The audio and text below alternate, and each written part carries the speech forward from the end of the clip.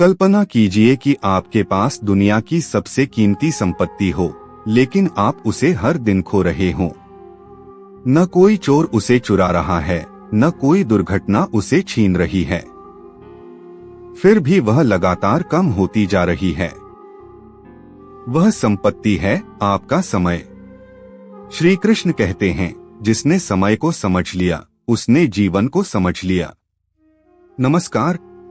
आज हम जानेंगे कि भगवद गीता के अनुसार समय का सदुपयोग कैसे करें और क्यों समय का सही उपयोग जीवन को असाधारण बना सकता है। महाभारत के युद्ध क्षेत्र में श्री कृष्ण ने अर्जुन को केवल युद्ध का ज्ञान नहीं दिया, बल्कि जीवन जीने की कला भी सिखाई। उन्हीं शिक्षाओं में एक गहरा संदेश समय के महत्व का भी छिपा हुआ है। श्री कृष्ण बताते हैं कि संसार में सब कुछ बदलता रहता है। दिन बदलते हैं, परिस्थितियां बदलती हैं, लोग बदलते हैं और समय भी लगातार आगे बढ़ता रहता है। जो व्यक्ति समय के साथ चलना सीख लेता है, वही जीवन में आगे बढ़ता है। बहुत से लोग अपनी ऊर्जा अतीत के पछतावे और भविष्य की चिंताओं में खो देते हैं, लेकिन गीता हमें वर्तमान में जीना सिखाती है। बीता हुआ समय वापस नहीं आता और आने वाला समय अभी हमारे नियंत्रण में नहीं है।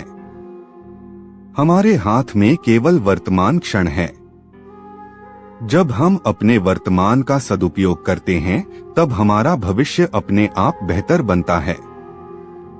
एक विद्यार्थी यदि आज मन लगाकर पढ़ाई करे, तो कल उसे सफलता मिलती है। एक किसान यदि सही समय पर बीज बोए, तो उसे अच्छी फसल मिलती है। प्रकृति भी हमें यही सिखाती है कि हर कार्य का एक सही समय होता है। श्री कृष्ण कहते हैं कि कर्म ही जीवन का आधार है। इसलिए समय को शिकायतों में नहीं, कर्म में लगाइए। समय को बहानों में नहीं, प्रयासों में लगाइए। समय को भय में नहीं, आत्मविश्वास में लगाइए। जो व्यक्ति प्रतिदिन थोड़ा थोड़ा सुधार करता है, वह एक दिन महान बन जाता है।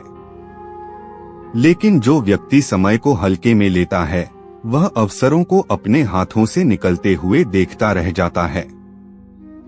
इसलिए आज से यह संकल्प लें कि हर दिन कुछ नया सीखेंगे, अपने लक्ष्य की ओर एक कदम आगे बढ़ेंगे और अपने समय का सम्मान करेंगे, क्योंकि समय का सम्मान करने वाला व्यक्ति ही जीवन में सम्मान प्राप्त करता है।